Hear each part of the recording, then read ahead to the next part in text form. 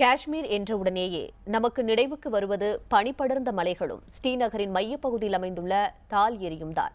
குளிர்காலத்தில் உறைந்து போகும் தன்மை கொண்ட இந்த தால் ஏரி ஸ்ரீநகர் மக்களுக்கு வாழ்வாதாரமாகவே விளங்குகிறது.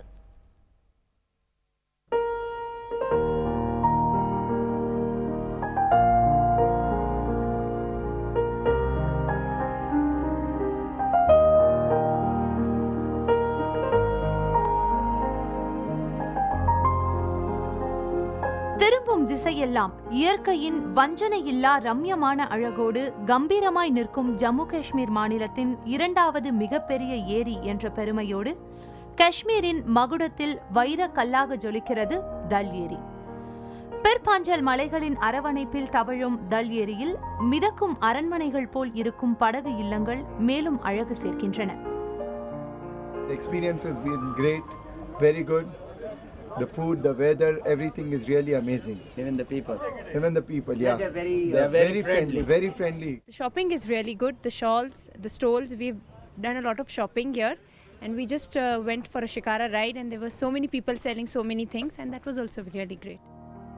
ஏரிக்கரையிலிருந்து படகு இல்லத்திற்கு ஷிகாரா படகுகள் நம்மை அழைத்துச் செல்கின்றன.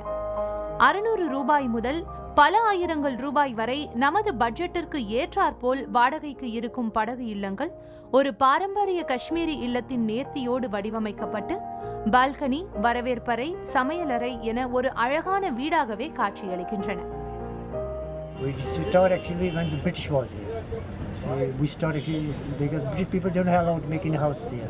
So then we make tourism from British people. So then we start making tourism and boat house.